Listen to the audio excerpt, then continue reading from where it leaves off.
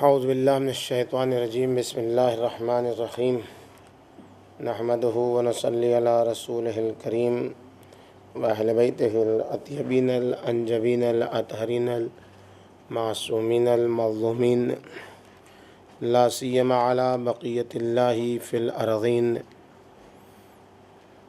ولعنۃ اللہ علی اعدائہم اجمعین من الآن الی قیام یوم الدین اما بعد فقد قال سبحانہ وتعالی فی محکم کتابہ ومتقن بیانہ وقولہ الحق بسم اللہ الرحمن الرحیم یاسین والقرآن الحکیم انک لمن المرسلین علی صراط مستقیم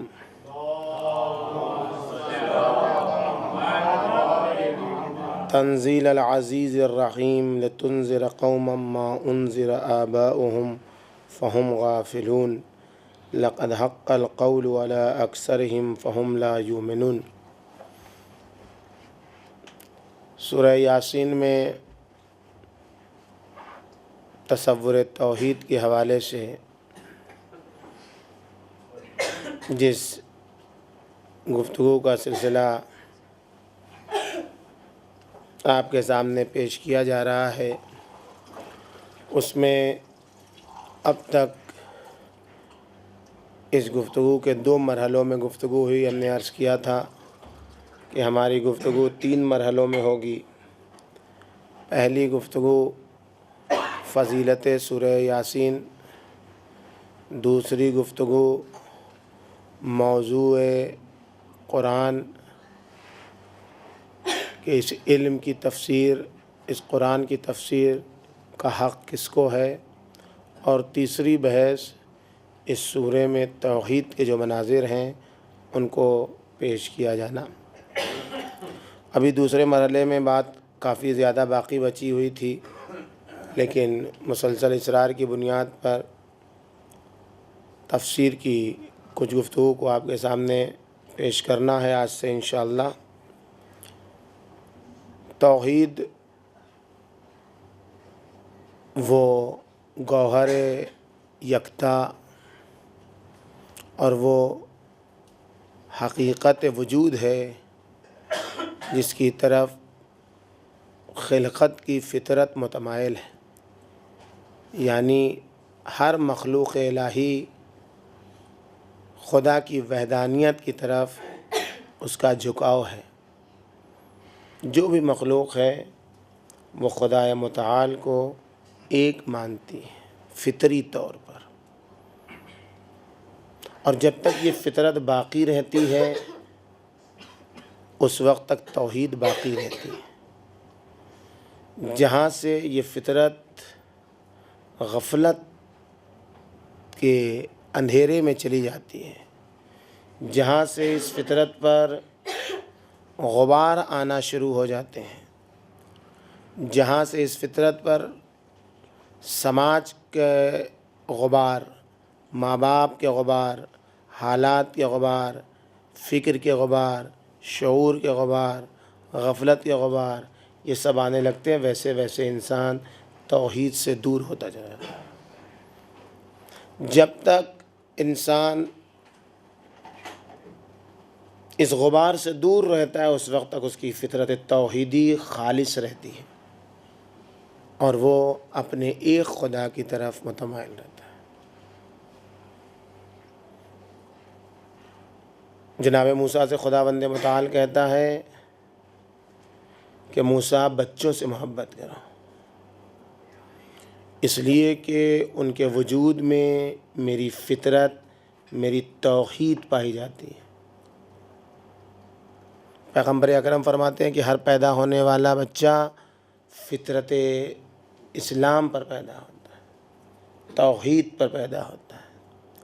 یہ ماں باپ ہیں جو اسے یہودی، نصرانی اور مجوسی بنا دیتے ہیں۔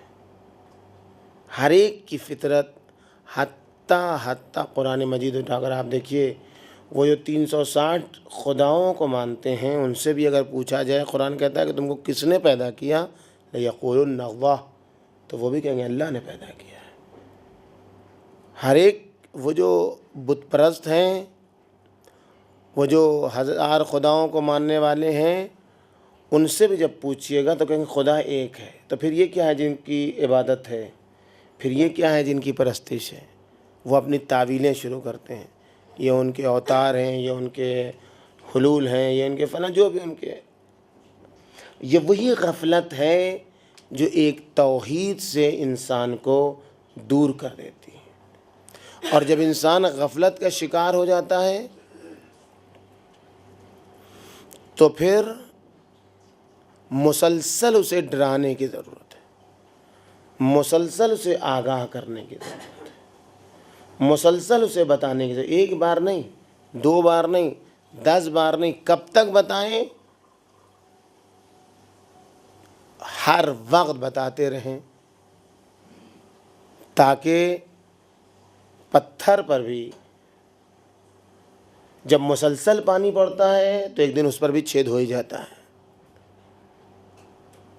جو لوگ غافل ہیں ان کو توحید بتانے کی ضرورت ہے۔ جہاں توحید میں مشکل ہوتی ہے وہیں تمام چیزوں میں مشکل خود بخود بنتی چلی جاتی ہے۔ ہر مشکل کی بنیاد توحید ہے۔ اگر توحید کسی کے لیے حل ہے تو سارے مسائل اس کے لیے حل ہیں۔ سب سے بڑی بات ان لوگوں کے لیے جو توحید کے مبلغ ہیں، جو توحید کو پہنچانے والے ہیں، جو توحید کا پیغام کائنات تک پہنچانے والے ہیں، ان کو سب سے پہلے دل گرمی چاہیے۔ اس لیے کہ پیغام توحید پہنچانا کوئی آسان کام نہیں۔ یہ سورہ یہی ہے، یہ سورہ یاسین جو 83 آیتوں پر مشتمل ہے، 3 حصوں پر یہ سورہ منقسم ہے: توحید، نبوت اور قیامت۔ اور اس سورے کا مقصود اور ایم فقط ایک چیز ہے کہ توحید کی راہ میں آنے والی دشواریوں کا مقابلہ کیسے کیا جائے۔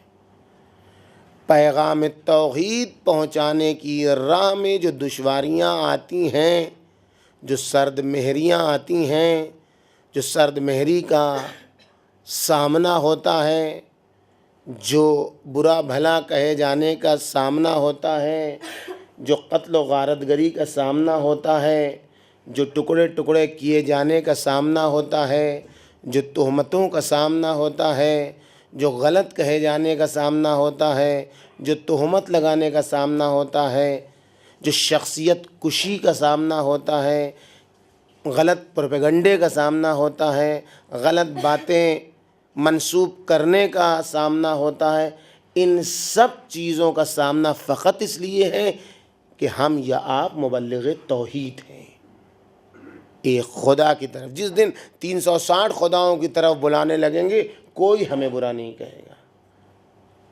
تو ضرورت ہے خدا کی طرف سے۔ یہ سورہ کیوں جو اب تک ہم نے 3-4 دن آپ کا لیا اور فضیلتیں بیان کی، ممکن ہے کسی کے ذہن میں یہ سوال آیا ہو اتنی فضیلتیں بیان کرنے کی کیا ضرورت تھی، ہم تو پڑھ ہی رہے تھے سورہ یاسین، اور پڑھنے لگیں گے تو اب یہ اتنا وقت مولانا کو نہیں لینا چاہیے تھا اس کی فضیلت مثلا کسی کے ذہن میں خیال آ جائے، یہ کوئی ضرورت نہیں تھی۔ ہم لوگ تو پڑھتے بچپن ہی سے پڑھتے چلے آ رہے ہیں، تب اس کی فضیلت نہیں، تب بھی آپ تو اور پڑھ لیا، ٹھیک ہے، یہ اتنا وقت نہیں۔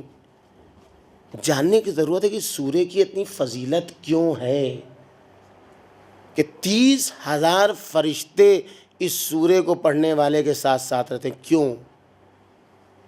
اسی لیے کہ یہ سورہ توحید کا پیغام، قلب قرآن یوں ہی نہیں کہا گیا اس کو، حقیقت وجود کا نام توحید ہے۔ اور جس طریقے سے توحید کے پیغامبر کو اس سورے میں دل گرمی دی گئی ہے،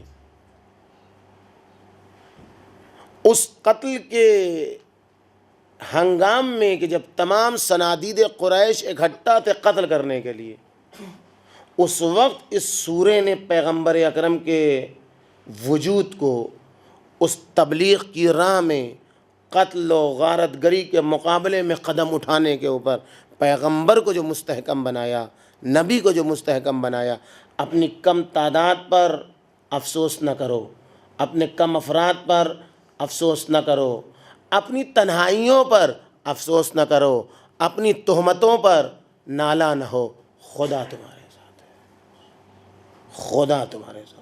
یہ دل گرمی کم نہیں ہے۔ مخاطب کر یاسین، کیا معنی ہے یاسین کے؟ جو بھی معنی ہو پیغمبر اکرم مراد ہیں اس سے، جو بھی معنی ہو۔ ایک معنی یاسین کا یہ کہ نبی اکرم کا نام ہے۔ 5 نام قرآن مجید میں پیغمبر اکرم کے: محمد، احمد، نون، عبداللہ، یاسین۔ نہیں، یاسین سے پیغمبر اکرم کا نام نہیں ہے، بلکہ سین سے مراد انسان ہے۔ سین سے مراد انسان ہے، تب بھی حقیقت انسانی کامل پیغمبر اکرم ہے، خلاصہ انسانیت پیغمبر اکرم ہے۔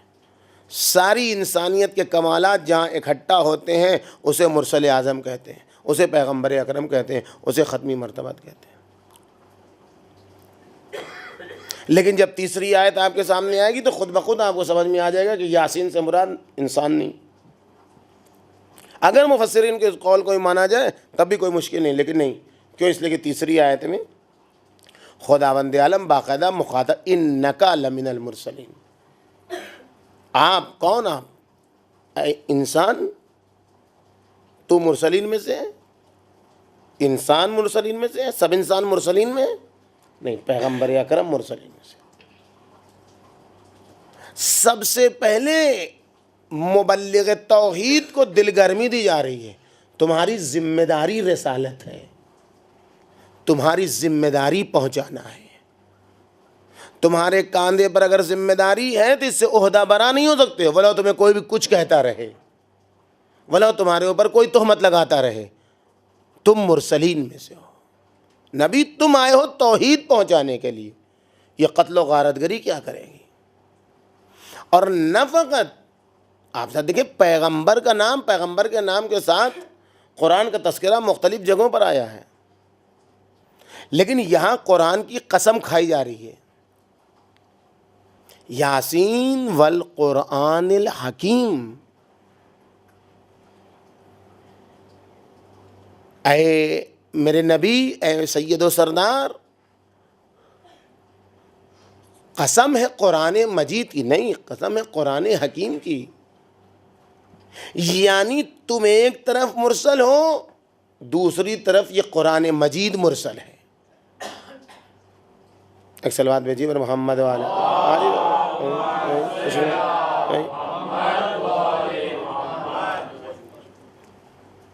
یاسین والقرآن الحکیم۔ آپ ذرا اس کی سنگینی کے اوپر غور کریں، عظمت کے اوپر غور کریں۔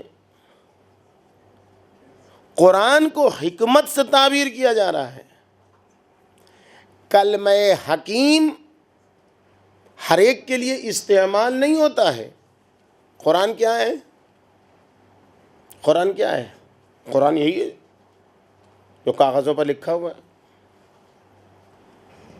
یہ بولتا ہے، یہ زندہ ہے، یہ مردہ ہے، تو کچھ بھی نہیں، یہ تو کاغذ پر لکھا ہوا ہے۔ اور کلمہ حکیم استعمال ہوتا ہے عربی میں اس کے لیے جو زندہ ہو اور عاقل ہو، عقل مند ہو، یعنی انسان کے لیے۔ جانور کو کوئی حکیم نہیں کہتا ہے، حیوانات کو کوئی حکیم نہیں کہتا ہے۔ حکیم انسان کے لیے استعمال ہوتا ہے، زندہ انسان کے لیے استعمال ہوتا ہے۔ خداوند متعال یہاں قرآن کو حکیم کہہ رہا ہے۔ اس کا مطلب یہ ہے کہ قرآن مجید میں رہبری کی صلاحیت ہے، قرآن رہبر ہے، قرآن پیشوا ہے۔ آج ہمیں اس کی زندگی کا پتہ نہیں ہے، کل جب یہ قرآن اپنے پڑھنے والے کو جہنم سے بچائے گا تب سمجھ میں آئے گا یہ کیسا رہبر ہے۔ جب یہ قرآن کل قبر میں نور بن کے سامنے آئے گا تب سمجھ میں آئے گا یہ قرآن کتنا بڑا رہبر ہے۔ یاسین قرآن کی حکیم کی قسم، حکمت والے قرآن کی قسم، آپ کو توحید کا پیغام پہنچانا ہے، تو جتنے مسائل آئیں گے ان مسائل کا آپ کو مقابلہ، انکا لمن المرسلین، مرسل ہیں آپ کو لوگوں کو کھینچ کھینچ کے لانا ہے، آپ کو غیروں کو اپنا بنانا ہے۔ صفت کیا کہ علی صراط مستقیم، پہلے ہی سے آگاہی دی جا رہی ہے سب کو، جس کی جو بلائے گا وہ صراط مستقیم کی طرف بلائے گا۔ یہ قرآن ہے کیا؟ تنزیل العزیز الرحیم، دو کلمے کو استعمال کیا یہاں قرآن کے لیے، وہاں قرآن کے لیے حکیم نہ کلمہ استعمال کیا، یہاں تنزیل کے ساتھ عزیز استعمال کیا اور رحیم استعمال کیا۔ عزت کسے کہتے ہیں؟ عزت کسے کہتے ہیں؟ عزت نام ہے نفوذ ناپذیری، یعنی کیا مطلب؟ یعنی ایسا قلعہ کہ جس میں کوئی دوسرا داخل نہ ہو سکے، جس میں کوئی کہیں سے مداخلت نہ کر سکے، جس میں سے کہیں کوئی نقب زنی نہ کر سکے، جس میں سے کوئی پھلانگ کے داخل نہ ہو سکے، اسے کہتے ہیں عزت۔ یعنی اے نبی آپ کے مقابلے میں جو آئے گا ایسا قرآن ہے آپ کے پاس، توحید کا پیغامبر خدا کی طرف سے آیا کہ اگر اس قرآن کا کوئی مقابلہ کرنا چاہے گا تو اس قرآن کو کوئی ذلیل نہیں کر سکتا ہے۔ اس سے عزت تقسیم ہوتی ہے۔ قرآن عزیز ہے، یہ جو نزول قرآن ہے وہ عزت ہے۔ دو طریقے کے لوگ سامنے آتے ہیں، ایک وہ ہیں کہ جو مقابلہ کر رہے ہیں قرآن سے، تو وہ قرآن کی عزت کے سامنے ڈٹ نہیں سکتے ہیں۔ کیوں؟ اس لیے کہ تعز من تشاء و تذل من تشاء، جسے اللہ عزت دینا چاہتا ہے اسے کوئی ذلیل نہیں کر سکتا، جسے اللہ ذلیل کرنا چاہتا ہے اسے کوئی عزت نہیں دے سکتا۔ اللہ جب عزت دینے کے لیے آتا ہے تو بظاہر ذلت کے راستوں سے عزت دیتا ہے، اور جب ذلت دینے کے پر آتا ہے تو عزت کے راستوں سے ذلت دیتا ہے۔ اللہ یہ تنزیل العزیز ہے، الرحیم ہے، یعنی اگر کوئی اس کی پیروی کرے گا تو رحمت الہی اس کے شامل حال ہے۔ دونوں طرف سے یہ بیلنس ہے۔ اگر اس قرآن کا کوئی مقابلہ کرنے کے لیے آتا ہے توحید پرستاروں سے تو قرآن کی عزت اسے دور کر دے گی، اگر کوئی قرآن کی پیروی کرنے کے لیے آتا ہے تو رحمت الہی اس کے شامل حال ہے۔ عزت اگر خدا دینا چاہے تو پھر ایسے راستوں سے عزت دیتا ہے جس کے لیے ہم تصور بھی نہیں کر سکتے، اور وہ بظاہر ذلت ہے لیکن وہیں سے عزت کے سوتے پھوٹتے ہیں، اور جو بظاہر عزت کے راستے ہیں وہیں سے ذلت کے سوتے پھوٹتے ہیں۔ یہ خدا ہے۔ اگر کوئی کنواری لڑکی ماں بن جائے تو یہ عزت کا سبب ہے یا ذلت کا سبب ہے؟ بن شوہر کے کوئی کنواری لڑکی اگر ماں بن جائے تو یہ باعث عزت ہے یا باعث ذلت ہے؟ باعث ذلت ہے، منہ دکھانے کے لائق نہیں لڑکی، معاشرہ وہ گھر منہ دکھانے کے لائق نہیں ہے۔ اب بے شرمی حد سے بڑھ جائے وہ الگ سی بات ہے، لیکن اگر خدا چاہے، اگر خدا چاہے تو کیا ہوتا ہے؟ اگر خدا عزت دینا چاہے تو کیا ہوتا ہے؟ خدا جس کو چن لیتا ہے اس کے لیے کیا ہوتا ہے؟ ان اللہ اصطفاکی وطہرکی واصطفاکی علی نساء العالمین. اے مریم، ہم نے تم کو چن لیا ہے، تم کو پاکیزہ رکھا ہے اور پھر تم کو چن لیا. اب جب ہم نے چنا ہے تو تم بن شوہر کے ماں بنو گی، لیکن یہی باعث عزت ہوگا. اب تم کٹی جاؤ گی، اے کاش میں زندہ نہ ہوتی، تم سوچو گی یہ کہ اے کاش میں زندہ نہ ہوتی، اے کاش میں زمین کا پیوند ہو گئی ہوتی، یہ کیا ہو گیا، مجھے تو کسی نے چھوا نہیں. جاؤ مریم جاؤ، اسی سے تو ہم تم کو عزت دیں گے. خاموشی کا روزہ رکھو، بولنا کچھ نہیں. تمہاری زبان سے عزت نہیں نکلے گی، اس بچے سے تمہاری عزت ثابت ہوگی. جاؤ مریم. جب وہ پلٹ کے تم کو کہیں یا اخت ہارون ما کانا ابو کے بغیا.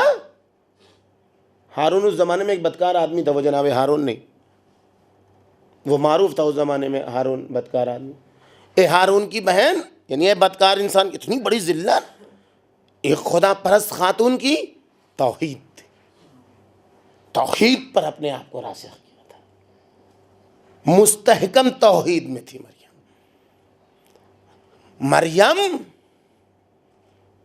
یعنی توحید کی پرستار.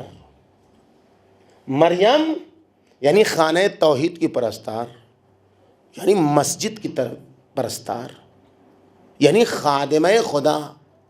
مریم کے معنی یہی ہے لغوی، مریم کے لغوی معنی یہی ہے. آج ہمارے یہاں ہے نا، مسجد میں جھاڑو دینے والا کون ہے؟ سب سے نچلے طبقے کا ہے. اذان دینے والا سب سے نچلے طبقے کا ہے، اس کی کوئی حیثیت نہیں. پرانے زمانے میں لوگ، ہم بھی منت مانتے ہیں نا آج کل، ہماری منتوں کی فہرست کتنی لمبی ہے. داستان اگر سنائی دی جائے تو بات بہت دور تلک جائے گی، موضوع سے ہٹ جائے گا. مانتے بڑی مشکل ہے ہمارے ساتھ. یعنی جن جن چیزوں کی شریعت نے تاکید کی ہے منت میں، وہ سب کچھ نہیں مانی جاتی، وہ سب ہوتی ہی نہیں کچھ بھی. جس کے لیے ضمانت لی ہے معصوم نے کہ یہ منت مانو تو قبول ہے، تو ہم کو یاد ہی نہیں رہتی ہے اپنی بنائی منتیں. کہ نماز جعفر تیار پڑھو، منت مانو، دیکھو کیسے نہیں قبول ہوتی ہے. کوئی کام کرنا ہے، زیارت عاشورہ پڑھو، کم سے کم کون پڑھے زیارت عاشورہ 40 دن 100 سلام کے ساتھ. بالکل سینڈوچ چاہتے ہیں ہم ہر چیز میں، فوراً سینڈوچ سے نہیں کام چلتا ہے، اسی لیے بیماریاں بڑھ رہی ہیں. سینڈوچ سے نہیں کام چلتا. کیا پریشانی ہے؟ مجرب قرآنی منت 3 دن روزے رکھو. وہ نہیں، روزہ رمضان میں رکھ لیتے ہیں، یہ احسان مانی مولانا صاحب. بقیہ کون کیا ہے؟ پرانے زمانے میں لوگ منت مانتے تھے کہ اگر اللہ مجھے بچہ دے گا تو اسے مسجد کا خادم بنائیں گے. یہی تو ہوا تھا. جناب مریم کی ماں نے کیا کہا؟ یہی تو ساری منتیں ہماری بیکار ہو گئی. ہم نے تو منت مانی تھی کہ جو بچہ پیدا ہوگا اسے خانہ خدا کا مہمان قرار دیں گے. یہ تو لڑکی پیدا ہو گئی. یہ لڑکیوں کو غلط سمجھنا آج کا رویہ نہیں ہے، اس کی تاریخ بڑی پرانی ہے. قرآن کہتا ہے کہ لڑکی ہوئی تو کیا ہوا، فَتَقَبَّلَهَا رَبَّهَا بِقَبُولٍ حَسَنٍ. لڑکی ہوئی تو کیا ہوا، مادر مریم ہم نے قبول کیا ہے، اب بہترین انداز سے تمہاری منت کو قبول کیا ہے. دیکھو یہ کیسا گوہر کائنات کو دے گی. اب جو گئی یہ 1000 اس وقت کے دقیانوس علماء نے مریم کو آنے دینے سے پابندی لگائی. نہیں، یہ مسجد میں لڑکی داخل ہوگی، خانہ خدا میں لڑکی داخل ہوگی نہیں. لیکن اس نے اپنے آپ کو وقف کر دیا خدا کے لیے، توحید کے لیے وقف کر دیا، پیغام توحید کے لیے وقف کر دیا، تو خدا نے کیا دیا؟ بے موسم کے پھل دیے۔ یہ دیتا ہے، زحمت کرو، توحید کی راہ سنگلاخ وادی ہے لیکن اس کا مزہ بھی بہت شیریں ہے۔ یا مریم و ان لکی ہذا، یہ کہاں سے آ گیا مریم؟ یہ تو نہیں تھا، کہا یہ اللہ دیتا ہے بغیر حساب۔ ہونا لکا دعا زکریا، عورت جب اس درجے تک پہنچ جاتی ہے تو ایک نبی یہاں سے دعا کی تمنا کرتا ہے نا امیدی کے باوجود، زکریا نے دعا کی، ہونا لکا دعا زکریا۔ توحید پر جب اپنے آپ کو مریم نے راسخ کر دیا، عورت ہے، اور جب توحید کا ثمرہ زکریا نے دیکھا تو یہ وہ مرحلہ تھا جہاں زکریا نے دعا کی، میرا مالک مجھے تنہا نہ چھوڑ۔ یہاں توحید کا ثمرہ، اور توحید جب اپنا کمال دکھاتی ہے تو پھر خوف ختم ہو جاتا ہے، پھر ڈر ختم ہو جاتا ہے، پھر دل میں کچھ نہیں، ایک خدا، بس ایک سے ڈرو، سب تم سے ڈرنے لگیں گے، سب سے ڈرو گے تو ہمیشہ ڈرتے رہو گے۔ ایک سے ڈرو، ایک کی مانو، ایک کو راضی کرو۔ ایک کو راضی کرنا آسان ہے، ہزاروں کو راضی کرنا مشکل ہے۔ دنیا میں کبھی بھی سب کو راضی نہیں کر سکتے ہو، ہاں منافق ہوگے تب وقتی طور پر راضی کر سکتے ہو، اس کے منہ پر اس کے جیسی، اس کے منہ پر اس کے جیسی، اس کے منہ پر اس کے جیسی، تب تو بظاہر راضی ہوگے، لیکن پھر کون ناراض ہوگا؟ وہ ناراض ہوگا کہ جو ذلیل کرے گا، اس کے سامنے بھی ذلیل، اس کے سامنے بھی ذلیل، اس کے سامنے بھی ذلیل۔ لیکن ایک سے ڈرو گے تو بیابان میں بھی رہو گے، سوکھے درختوں کے نیچے بھی رہو گے تو اس میں بھی خدا خرمے لگا دے گا۔ مریم، ایک خدا، جنگلوں میں بیابان میں کیا کھائیں کیا پیئیں، کہا ہم دیں گے، ذرا سا ہلاؤ تو۔ سوکھے درختوں میں کھجور آ جانا، یہ توحید کا اثر ہے۔ اور اب جاؤ مریم، یہاں کے لیے تم کو رکھا کہاں ہے؟ مریم جاؤ، کیسے جائیں؟ اس بچے کو لے کے جاؤ، خاموش رہنا۔ یا اخت ہارون ما کان ابوک بغیا، تیرا باپ تو بدکار نہ تھا، تو اچھے خاندان والے تھی۔ فاشارت الیہ، اشارہ کیا، تب کیا کیا؟ اتو تجھے کیا ہو گیا؟ کیف نکلم من کان فی المہد صبیا، کہیں بچے سے ہی بولا جاتا ہے؟ بچہ بھی کہیں بولتا ہے؟ جو گہوارے میں جھول رہا ہے اس سے کہیں بات کی جاتی ہے؟ بس اب کچھ کہنے، انی عبداللہ آتانی الکتاب وجعلنی نبیا۔ وہ راستہ جو ذلت کا تھا اسے خدا نے توحید کے نتیجے میں عزت کا راستہ بنا دیا، یکتا پرستی کے نتیجے میں عزت کا۔ اور وہ راستہ جو عزت کا ہے، کسے کہتے ہیں عزت؟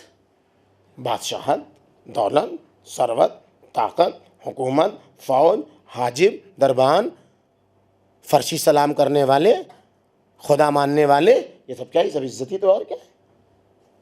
یہ سب عزت ہی تو ہے۔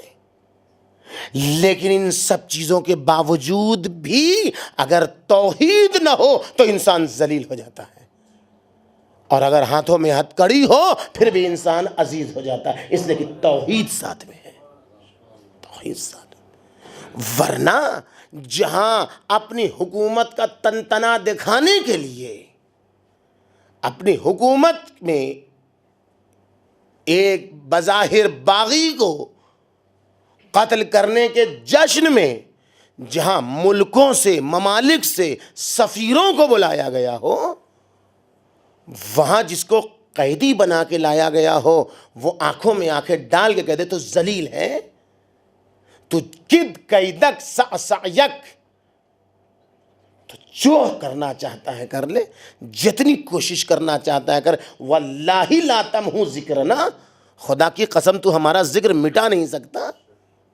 یہ کیا ہے؟ یہ وہی توحید ہے جس نے اتنی جرأت پیش کی کہ خاتون مرد کی آنکھوں میں آنکھیں ڈال کے بول رہی ہیں یاسین والقرآن الحکیم انک لمن المرسلین. نبی یہ قتل کیا کریں گے آپ کو؟ آپ مرسلین میں سے ہیں. علی صراط مستقیم. آپ کو کیوں بھیجا؟ یہ عزیز رحیم قرآن کیوں آیا؟ کام کیا ہے آپ کا؟ آپ یاسین ہیں. آپ کے لیے ہم قرآن حکیم کی قسم کھا رہے ہیں، عظمت کے لیے، عزت کے لیے، شرف کے لیے. آپ کو بتا رہے ہیں آپ میرے مرسلین میں سے ہیں. سب چلتے ہیں صراط مستقیم پر، آپ خود فائز ہیں صراط مستقیم پر. فرق ہے. اعلیٰ صراط مستقیم، فائز ہونا درجہ صراط مستقیم پر، اور راہ مستقیم پر چلنا الگ ہے. نبی چل نہیں رہا ہے صراط مستقیم پر، درجہ صراط مستقیم پر ہے. اور آپ کے ساتھ آپ کی توحید کے لیے قرآن ہے جو عزت والا بھی ہے، جو رحم والا بھی ہے. کیوں؟ اس لیے کہ آپ کو انذار بھی کرنا ہے، آپ کو بشارت بھی کرنا ہے.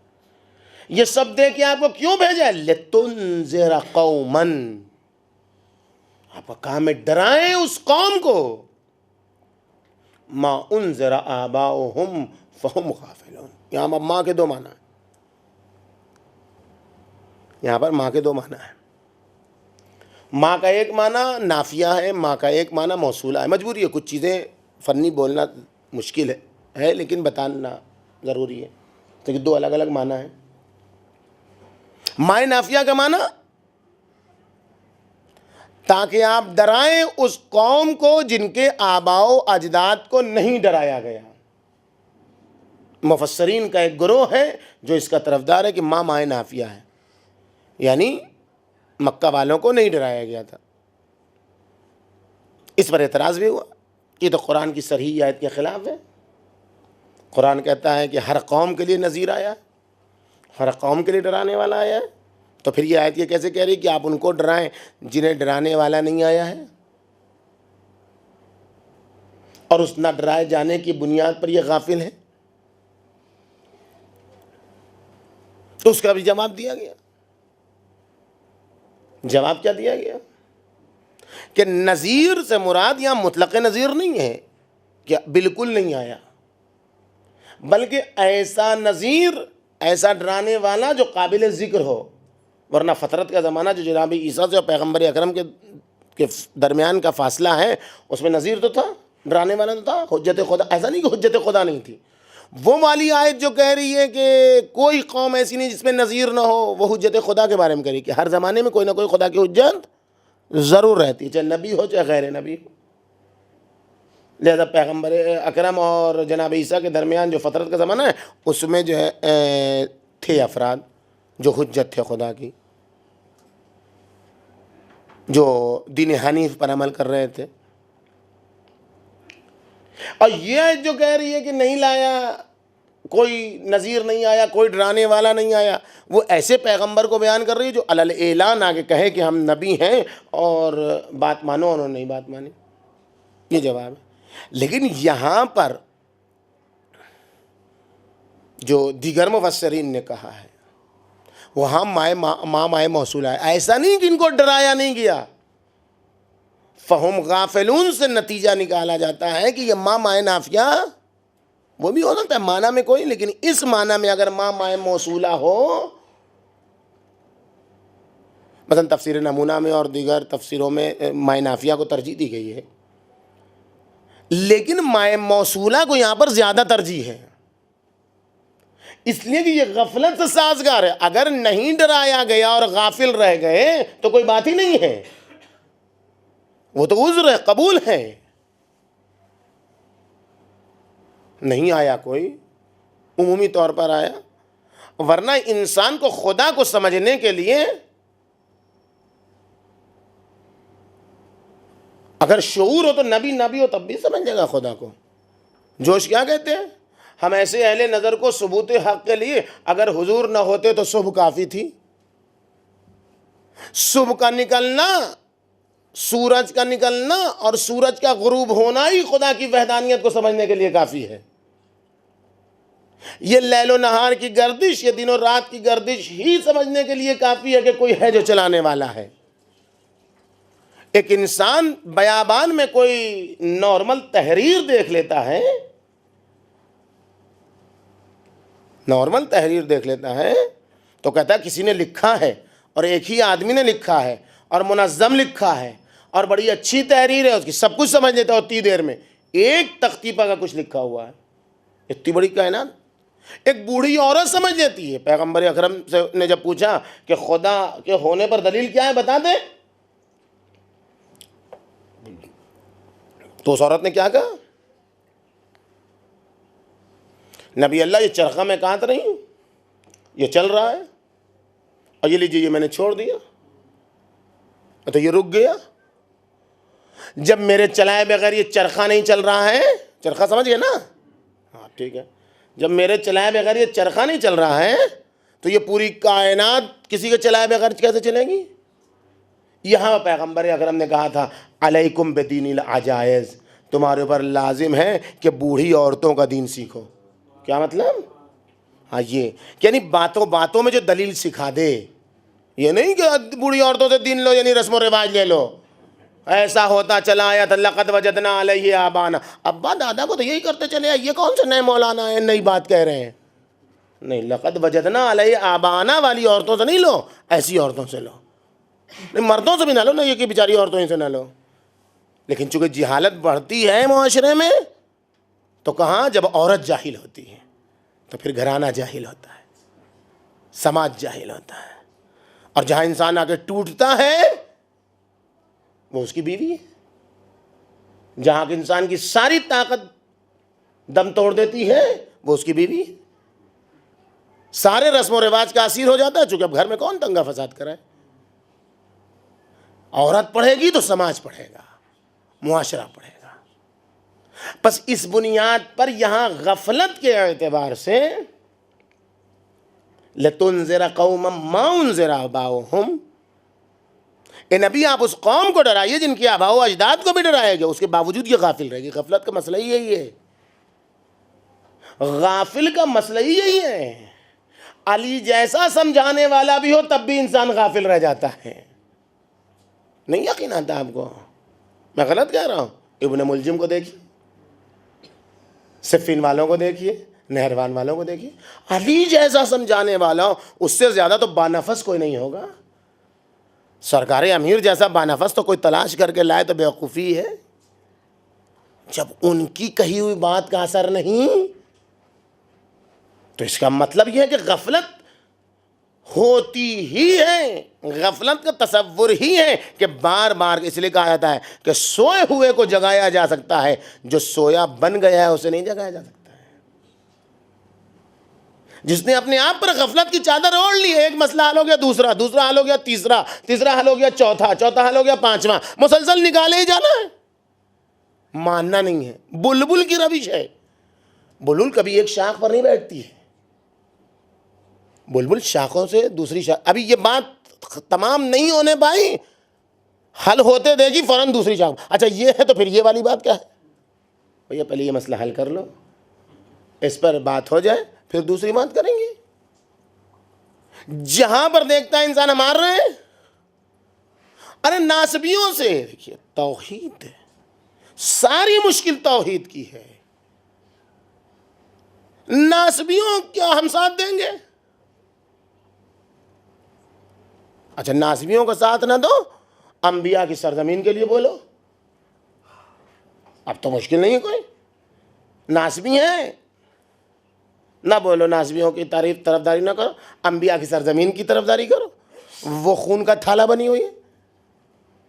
نہیں کرنا چاہتے، پیغمبر کو چاہتے ہو تو جہاں معراج ہوئی ہے پیغمبر، سبحان الذی اسریٰ بعبدہ لیلا من المسجد الحرام الی المسجد الاقصی، اور مسجد اقصی کی حفاظت کرو. نبی کی معراج ہوئی ہے یہاں سے. خدا اپنی تعریف کر رہا ہے، اتنا عظیم کام کیا ہے خدا نے. اپنی تسبیح پڑھ رہا ہے خدا خود. تو اس کی حفاظت کے لیے بولو اور میدان میں آ جاؤ. جب یہاں سے ہارے تو نہیں عراق کے بارے میں کیوں نہیں بولتے آپ؟ ارے ابھی تو یہاں کی بات ہو رہی تھی، اس کو حل کر لو پھر عراق کے بارے میں بات کریں گے. عراق کا مسئلہ ہے، عراق کے بارے میں بول دو تو بقی کے بارے میں کیوں نہیں بولتے آپ؟ ارے بھائی ایک ایک مسئلہ تو کر کے حل کریں، ایک ایک راستے پر تو چلیں. ابھی دیکھیں کہ اس کو کرنا چاہیے کہ نہیں کرنا چاہیے. جب یہ ثابت ہو جائے کرنا چاہیے یا نہیں کرنا چاہیے تب پھر آئے عراق پہ بات کریں. اچھا عراق پہ بات کریں تو پھر جب عراق ثابت ہو جائے تو پھر آئے بقی میں بات کریں. ایک ایک کر کے نہ بات ہوگی. بلبل کی طرح شاخ بدلنے سے کہاں کام چلتا ہے. یہ کیوں ہے؟ اس لیے کہ غفلت ہے، اس لیے کہ دل میں چور ہے، اس لیے کہ پریشانیاں ہیں، اس لیے کہ ہم مظلوم کے مددگار بننا نہیں چاہتے، اس لیے کہ ہم خدا کی طرف لوگوں کو بلانا نہیں چاہتے. ابھی آئے گی اس میں توحید میں کتنی پریشانی ہوتی، کیسے خدا کی طرف بلایا جاتا ہے. ٹکڑے ٹکڑے بھی کیا جاتا ہے تب بھی خدا کی طرف بلایا جاتا ہے. وہ تو ہمیں کافر ہی کہہ رہے ہیں، وہ تو ہمیں قتل ہی کر رہے ہیں اگر کہہ رہے ہیں. نبی ڈرائیے ان کو، توحید ان تک پہنچائیے جن کو مسلسل توحید پہنچائی جاتی رہی پھر بھی غافل ہیں. ساری مشکل غفلت کی. یہ ماہ رمضان آیا ہے غفلت سے بچانے کے لیے اور جا رہا ہے آخری دعوت. یہ غفلت سے بچانے کا مہینہ. اللہ اللہ کرو کہ غفلت سے دور ہو جاؤ. الناس نیام.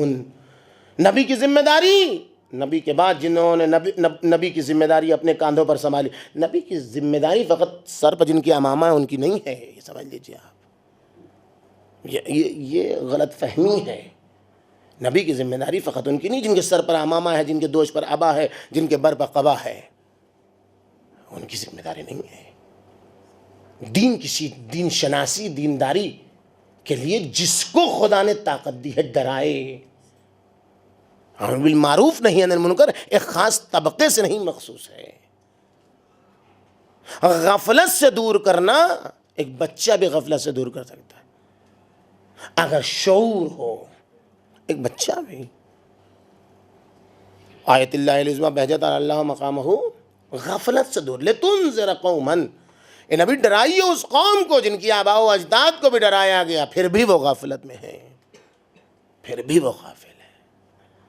ذرا سا شعور بیدار ہو جائے تو پھر ساری مشکل حل ہے.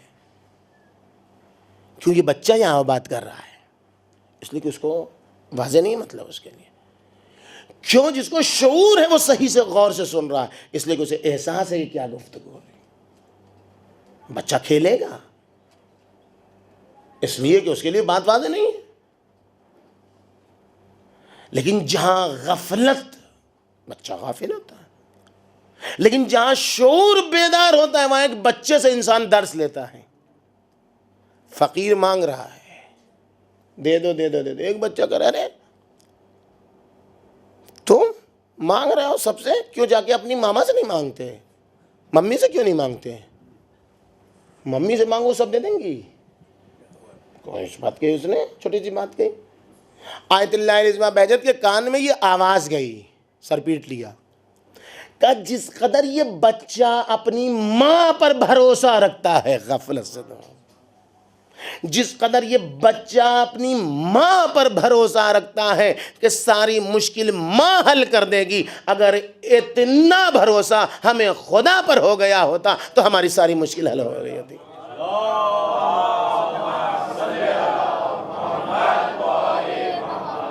مشکل یہ ہے کہ ہم کو خدا پر بھروسہ نہیں ہے، ہم کو ان کے اوپر ان کے اوپر بھروسہ ہے، ہم کو قوم پر بھروسہ ہے، ان کے ذریعے سے ہماری زندگی چلے گی.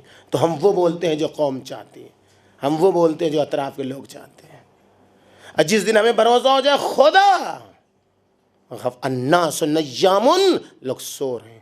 اذا ماتوا انتبہوا، جب موت آئے گی تو بیدار ہو.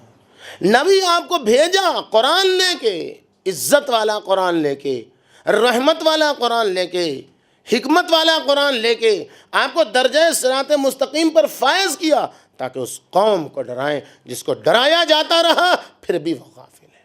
غفلت سے دور کریں. سورہ یاسین توحید اسی وقت راسخ ہوگی جب غفلت ختم ہوگی، اور جس دن غفلت ختم ہو جائے گی ہر طرف خدا کا وجود دکھائی دے گا، اور جب تک غفلت رہے گی ہم دوسرے کے ذریعے سے خدا تک پہنچیں گے، جب غفلت ختم ہو جائے گی تو ہم خدا کے ذریعے سے دوسرے تک پہنچیں گے۔ لَتُنذِرَ قَوْمًا مَّا أُنذِرَ۔ یہیں تک بات آج کی، بقیہ باتیں کوئی سوال وال ہے؟ صلوات بھیجیے اور محمد والا پانی ذرا پلا۔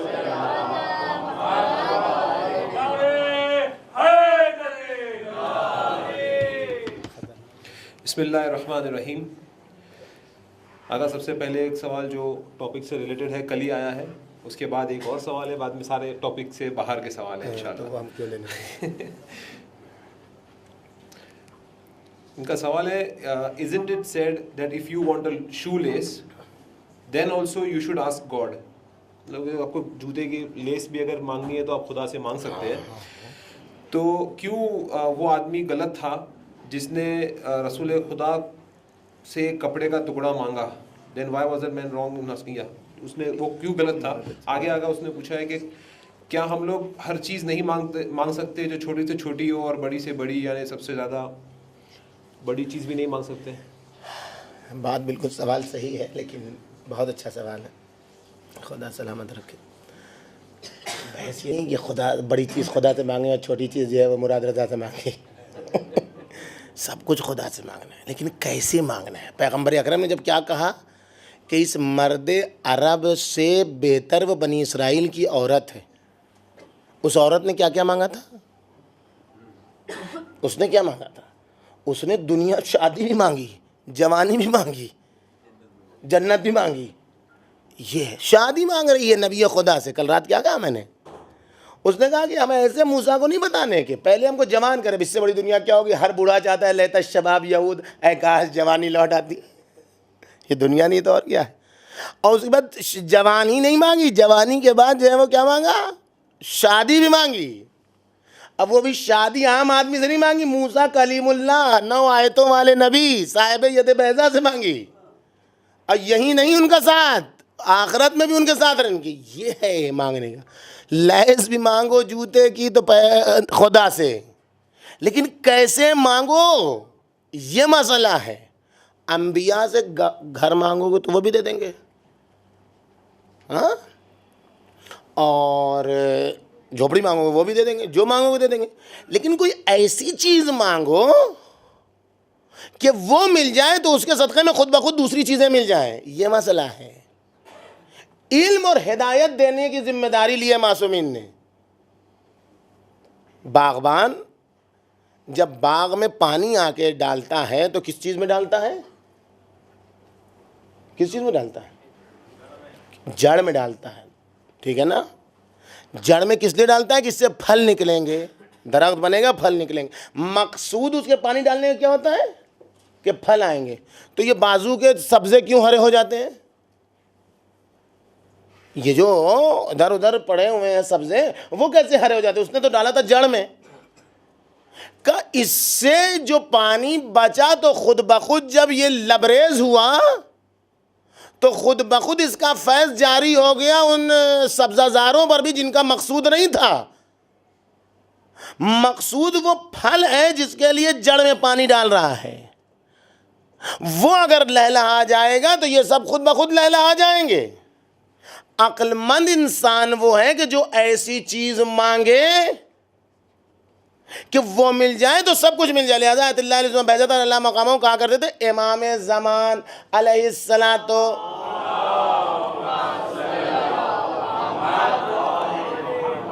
کہ ظہور کی دعا زیادہ مانگو، شروع میں بھی، آخر میں بھی، بیچ میں بھی، تب اپنی دعائیں مانگو۔ اس لیے کہ یہ دعا اگر قبول ہو گئی نا تو ایران میں بنتی ہے ایک چیز، کیا؟ آب گوشت بنتی ہے جو لوگ ہیں، اس میں کیا ہوتا ہے؟ آب گوشت، خود ہی ساتھ میں آب ہے، پانی اور گوشت ہے، اس میں بقیہ چیز جو ڈالی جاتی ہے وہ جزئی ہے، ہلدی یہ وہ جو بھی کھاتے ہیں وہ۔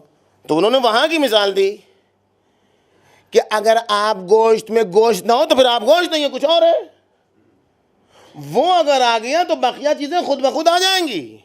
کا اکثر الدعا بتاجیل الفرج فإن فیہ فرجکم، تاجیل فرج کی دعا مانگو، یہ تمہارے لیے خود ہی فرج ہے، کوئی دوسرے کی چیز کی، یعنی وہ اسی لیے روایتوں میں کیا ہے، جب مولا آئیں گے تو کیا ہوگا، کیا ہوگا، زمین وقت پر محصول دے گی، وقت پر بارش ہوگی، فلاں ہوگا، سب کچھ کیا ہوگا، پیسہ رہتے ہوئے بھی لوگ کہیں گے ہمیں پیسہ نہیں چاہیے، ایسا کہیں سنا آپ نے؟ آج ایک جو کہیں معلوم مجھے خمس نکلا ہے، 10 لوگ دوڑتے ہیں اس کے پاس، فون کر کے کہا جا رہا ہے ہاں ہم ہیں، میرے پاس ہے، زکوٰۃ نکلا 10 لوگ دوڑتے ہیں، اسی کے پیچھے لوگ دوڑتے ہیں، کیوں؟ اس کو پیسہ لینا، کل پیسہ رکھا رہے گا، ایسے امام زمانہ کہیں گے آؤ یہی تو پیسہ تھا جس کی وجہ سے اپنے بہن سے رشتہ توڑا تھا، آؤ یہ لو، یہی تو پیسہ تھا جس سے بھائی کو قتل کیا تھا، یہ لو اسی کی بنیاد پر تو اس کا حق لوٹا تھا، یہ لو، سب رکھا رہے گا، کوئی نہیں لے گا، ہوگا کیا؟ کوئی نئی زمین آ جائے گی، کوئی نیا انسان آ جائے گا، کوئی کیا ہوگا؟ کچھ نہیں، لائٹ جل رہی ہے، سب کچھ آپ کو دکھائی دے رہا ہے، ابھی اندھیرا ہو جائے، یہیں پر جو رکھی ہوئی چیزیں ان کا موبائل نہیں دکھائی دے گا، ٹٹولے گا آدمی، سامنے رکھی ہوئی چیز ٹٹولے گا آدمی، لائٹ ہو جائے پھر دکھائی دے گا۔ بابا دنیا میں غیبت کا اندھیرا چھایا ہوا ہے، ظہور کے نور کی ضرورت ہے، اشرقت الارض بنور ربہا، جب ان کا ظہور ہوگا تو ان کے نور سے زمین چمکے گی، لہذا جو چیز جس جگہ ہے دکھائی دے گی، ابھی اندھیرا چھایا ہوا ہے، سامنے رکھی ہوئی چیز نہیں سجائی دے رہی ہے، لہذا سب کچھ مانگو خدا سے، لیکن وہ مانگو کہ جو مل جائے تو سب کچھ مل جائے، ٹھیک ہے؟ شکریہ۔ اگر ایک لیڈیز کے سوال میں 2 سوال ہے، ابھی مطلب یہ دونوں آؤٹ آف ٹاپک ہے، لیکن یہ سوال ہے قرآن میں واجب سجدے کیوں ہوتے ہیں؟ اس میں سجدے کا حکم دیا ہے خدا نے، اور وہ آیت عظمت کی آیت ہے، ما قبل و ما بعد، اگر اس کو پڑھا جائے تو خود بخود سمجھ میں آ جائے گا کہ سجدہ کیوں واجب ہے۔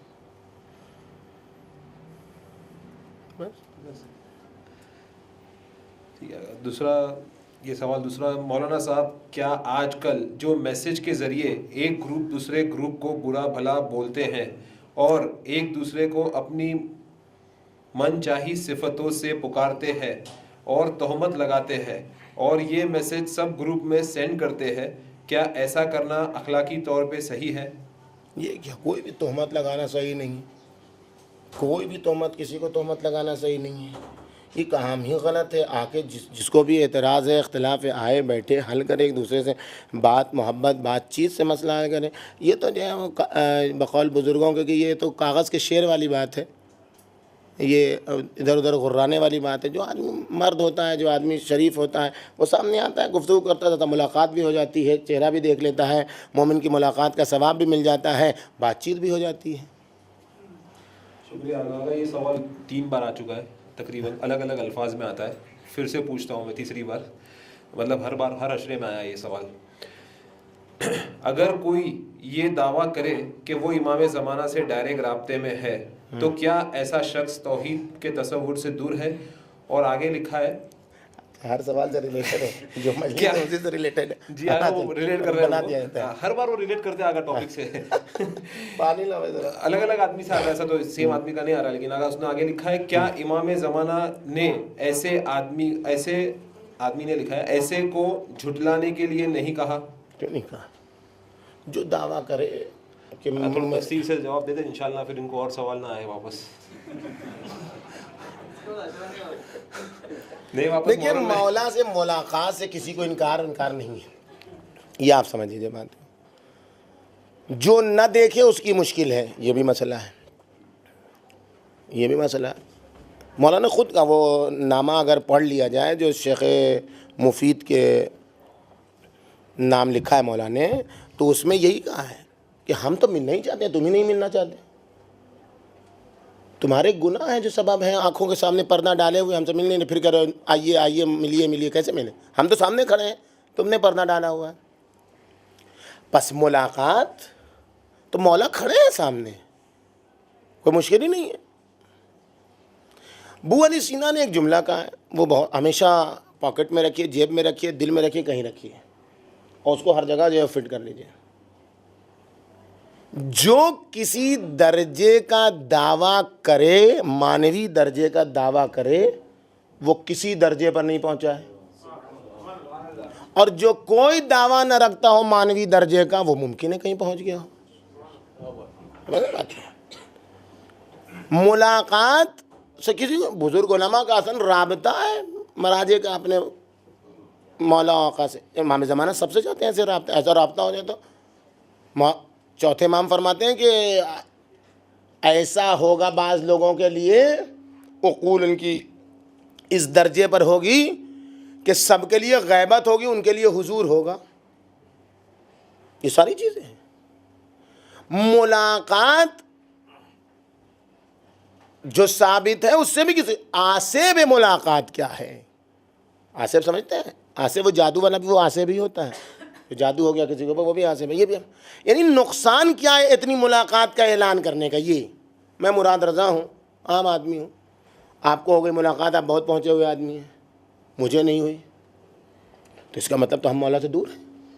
اگر معیار تقرب ملاقات قرار پا جائے, تقرب کا محور اگر ملاقات قرار پا جائے, تو نہ معلوم کتنے مولا کے چاہنے والے ہیں جو اپنے آپ کو مولا سے دور سمجھیں گے. کون ذمہ دار ہے اس کا مولا سے دور کرنے کا؟ کس نے جرأت دی ہمیں کہ ہم یہ کہیں کہ ہم سے ملاقات ہوئی ہے اور زید جس سے ملاقات نہیں ہوئی دور ہے؟ ملاقات اسی لیے کہا جو دعویٰ کرے ملاقات کا وہ جھوٹا ہے. آخری جو نائب تھے سموری, ان سے کیا کہا کہ بس اب آخری ختم, اب ڈائریکٹ ملاقات, آمنے سامنے ملاقات, جو دعویٰ کرے. ثانیاً اگر کسی کی ملاقات ہوئی ہے تو وہ اس کے لیے حجت ہے, دوسرے کے لیے حجت نہیں شرعی. اس سے مولانا نے کہا اس کے لیے وہ عمل کرے, کوئی مشکل نہیں. ملاقات سے انکار نہیں ہے, اصل ملاقات سے انکار نہیں ہے, اصل اولی ملاقات ہے. ملاقات کے دعوے پر اعتراض ہے کہ یہاں دیکھا یہ کہہ رہے تھے, خواب پر اعتراض ہے. ان تمام چیزوں پر اعتراض ہے جس کو مولا نے جھٹلایا ہے. جو دعویٰ یہ ہے تو بس مولا نے کہا ہے, بقیہ پھر وہی بات ہے. بزرگوں کی بات دیکھیے کیا کہتے ہیں, کہتے ہیں وہ 2 رکعت نماز جو امام زمانہ کو پسند ہے, جن کے لیے یقینی ہے کہ ان کا رابطہ اپنے امام سے تھا, وہ کہتے ہیں کہ وہ 2 رکعت نماز جو مولا پسند ہے وہ 1000 دعوی دیدار سے بہتر ہے. ملاقات تو دور کی بات ہے, شلمغانی تو ساتھ میں تھا پھر بھی تو امام نے لعنت بھیجی. ملاقات تو ملاقات ہے. شلمغانی علی ابن حمزہ بتائے نہیں, یہ سب تو تاریخ کے شواہد معصوم کے حضور کے زمانے کے ہیں جس کے اوپر معصوم نے لعنت بھیجی. تو ساتھ رہنا کرشمہ نہیں. اور جو جس نے امام کو دیکھا بھی نہیں, عمرو بن حماق قضائی کہ بعض روایتوں میں ملاقات نہیں ہوئی پیغمبر اکرم سے, اس کے لیے پیغمبر اکرم نے کہا کہ یہ ایسا ہوگا, یہ ایسے قتل کیا جائے گا, ایسے امیر شام اسے قتل کرے گا, حواریون میں سے. اب اور دیکھیں مثال, سورج کی روشنی ڈائریکٹ ہمیشہ پڑتی ہے جو ہے وہ سڑک کے اوپر, کیا ہوتا ہے اس سے؟ سڑک کو کیا ملتا ہے اس سے؟ دھوپ سے کیا ہوتا ہے اس کو؟ کچھ نہیں ہوتا ہے. سورج کی روشنی زیادہ پڑتی ہے تو وہ جو ہے وہ درار بھی پڑ جاتی ہے, اس میں کریک بھی آ جاتا ہے, تبھی تو بار بار سڑک بنتی ہے. کیوں بنتی ہے سڑک بار بار؟ ایک تو اس میں مٹیریل کم ہوتا ہے, وہ چھوڑیے, وہ ایک دوسرا موضوع ہے. لیکن سورج بھی تو اپنا اثر کرتا ہے, تو ڈائریکٹ دیکھ رہا ہے سورج کو, سڑک ڈائریکٹ دیکھ رہی ہے, لیکن اس کے باوجود اس کے اوپر کوئی ایسا نہیں, جیسی پتھر کی پتھر تھی, جیسے ٹھکرے کی ٹھکری تھی وہی ہے.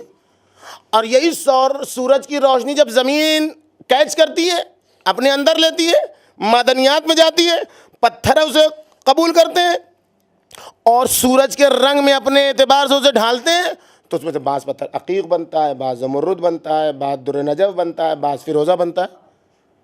اس نے تو ڈائریکٹ سورج کو دیکھا بھی نہیں, اس نے تو دور دور سے سورج کو کیا, اس نے سورج کے رنگ میں اپنے آپ کو رنگ لیا. دعوی دیدار میں کچھ بھی نہیں رکھا ہے. مولا کے رنگ میں اپنے آپ کو رنگنا کرشمہ ہے, توحید کے رنگ میں اپنے آپ کو رنگنا صبغۃ اللہ ومن احسن من اللہ صبغہ, اللہ کا رنگ, اور اللہ کے رنگ سے بڑا اسی کا رنگ ہوگا. رنگ لو اپنے آپ کو مولا کے رنگ میں.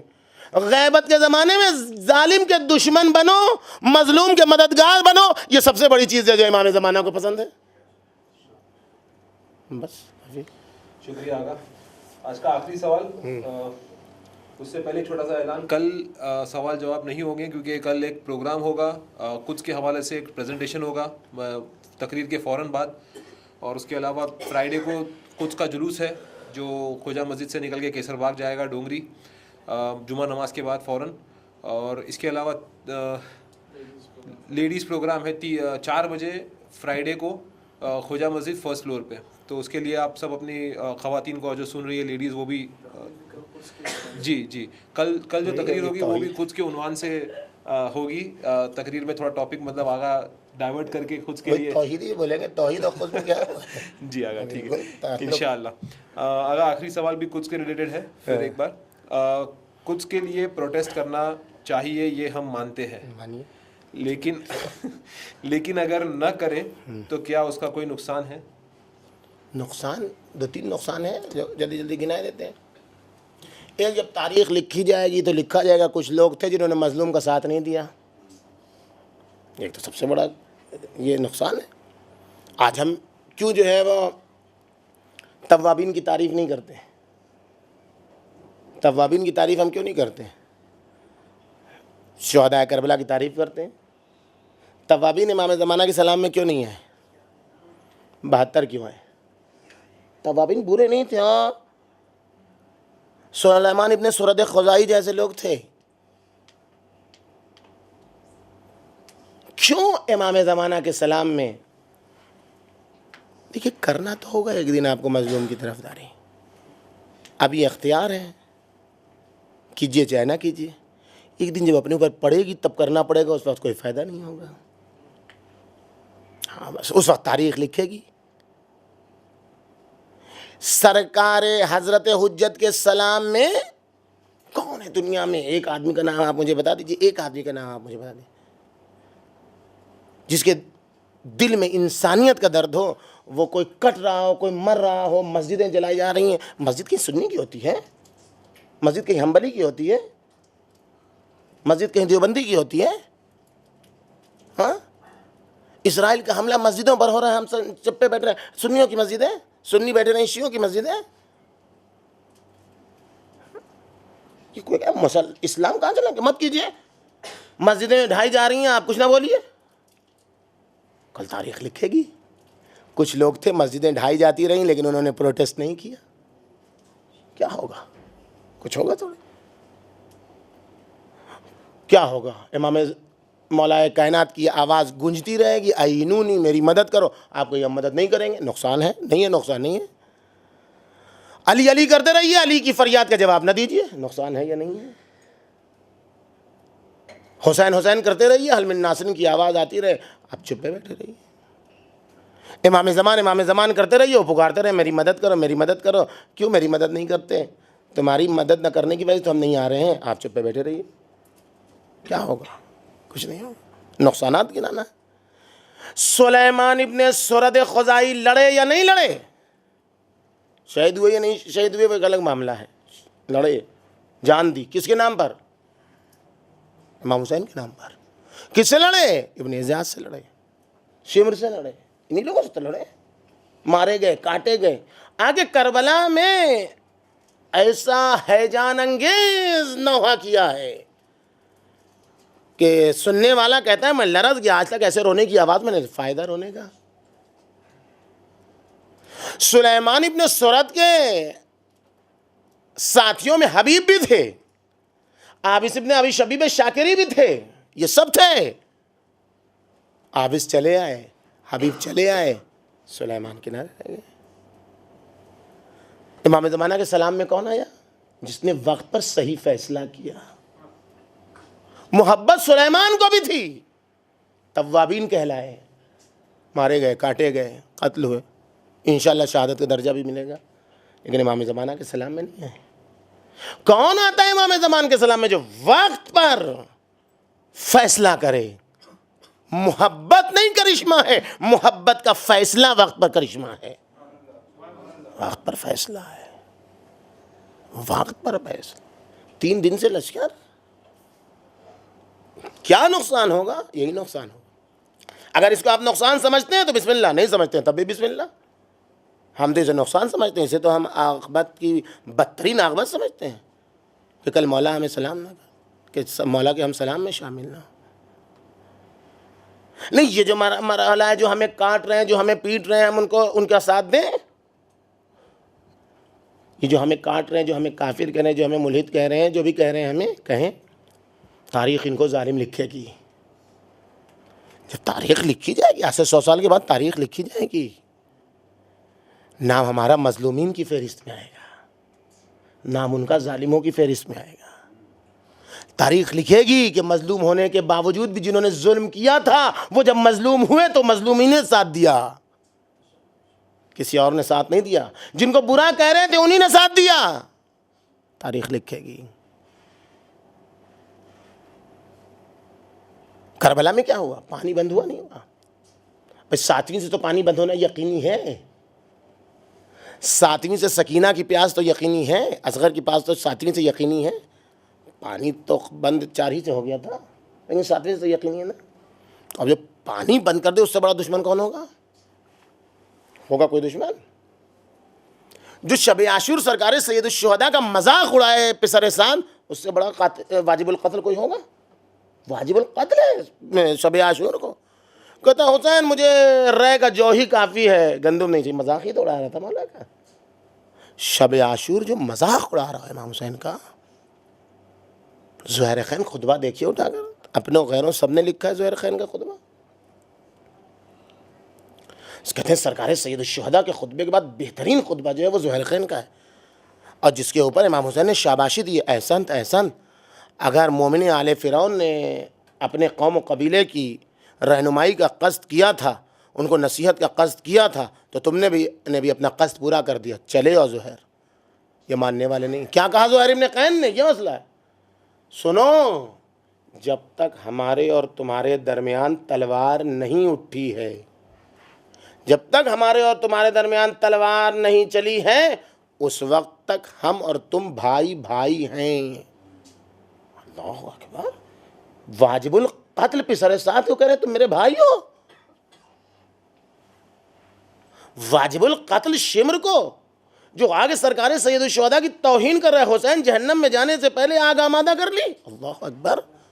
لعنت کرنے والوں کی لعنت اس شمر ملعون پر. اس شمر سے کہہ رہے ہیں کہ جب تک کہ تلوار نہیں اٹھی ہو تو ہمارے بھائی ہو. یہ کون سا درس ہے کربلا والوں کا؟ یہ وہ درد ہے جو موحد کا درد ہوتا ہے کہ غفلت میں ہو تم، آ جاؤ حسین کی طرح. ایک آ گیا نا ہر، بس ہم جیت گئے. وہ دیکھو خیمہ شب سے نکل رہا ہے ہر، حزان دو علی اکبر، حسین جیت گئے. یہ صورتحال. موحد وہ ہے جو لوگوں کو غفلت سے دور کرتا ہے. قاتل کو بھی کہتا ہے تم میرے بھائی ہو، آ جاؤ ادھر، آ جاؤ ادھر. ابھی بھی یہ ہے صورت. اب تک تو آپ لوگوں نے سوال کیا، ہمیں کوئی انعام نہیں دیا. جمعہ سے جو ہے وہ انشاءاللہ ہم سوال کریں گے. جو اب تک کی گفتگو ہوئی جمعہ سے نیچر اتوار، تو ہم اس میں انعام بھی دیں گے انشاءاللہ جو صحیح جواب دے گا. خدا بندہ تجھے واسطہ ہے محمد و آل محمد کا، ہمیں آنے والے یوم قدس کے لیے آمادہ ہونے کی توفیق عطا فرمائے.